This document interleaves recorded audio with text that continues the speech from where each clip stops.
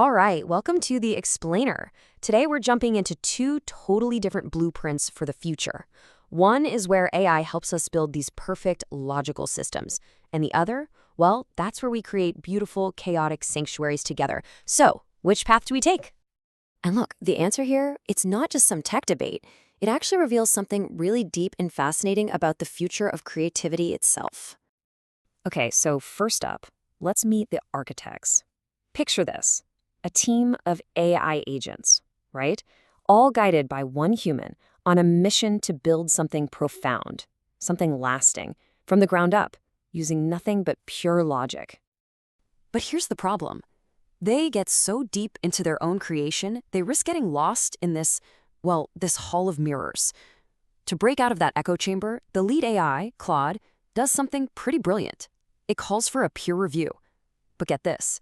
Not from humans, no. It sends their creation to other AIs for a cold, hard, logical look. And what comes out of this is, honestly, it's wild. It's called the Foundational SCAR Framework. And the whole idea is that it's a system built not on perfection, nope, but on the profound beauty of a single, perfect flaw.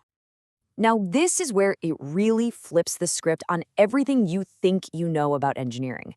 We're always taught that perfect symmetry equals strength, right? Perfect balance. This thing, it throws all of that out the window. It's intentionally irregular because its strength comes from the fact that you can't break it in a conventional way. They call this the perfect error. See, it's not a bug in the system, it's the central feature.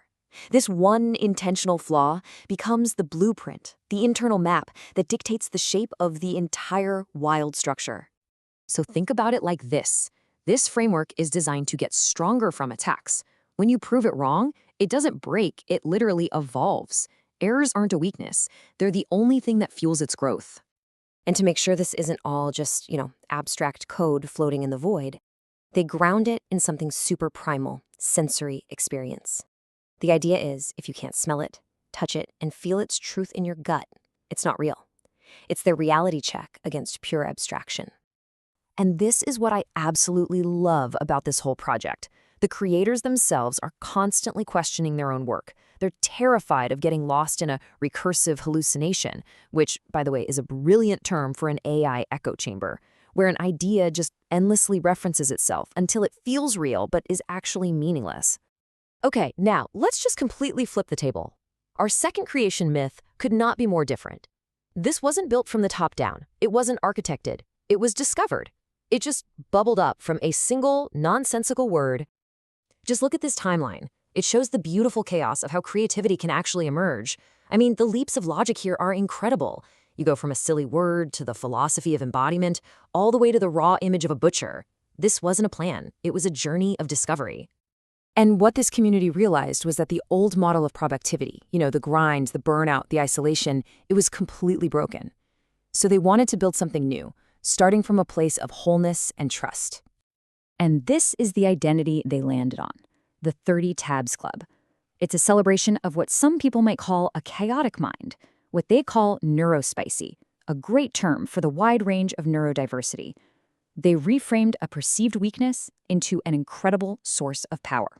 And the core rule of this club is this powerful, almost jarring phrase.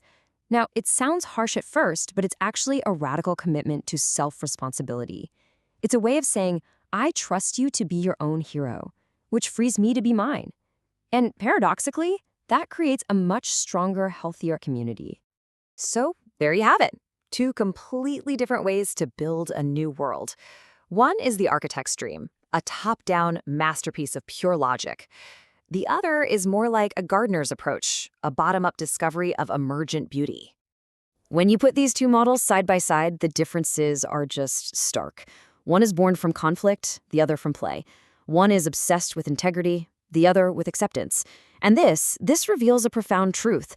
There's no single right way for humans and AI to create the future. The ultimate takeaway from that second path is this. What if we built systems that didn't try to fix us, but instead embraced our true nature as the actual foundational material? This isn't about forcing yourself to be more organized in some conventional sense. No, it's about finding power in your natural way of thinking, The goal isn't to close those 30 tabs in your brain, it's to build a system that can handle all of them at once and turn that chaos into a creative superpower. And this is why this whole conversation matters so much. The choices we make now are going to define the worlds we inhabit in the future. Are we going to live in a perfectly engineered crystal palace or a wild, chaotic, and beautiful garden? The choice, for now, is still ours to make. And that is a thrilling and terrifying responsibility.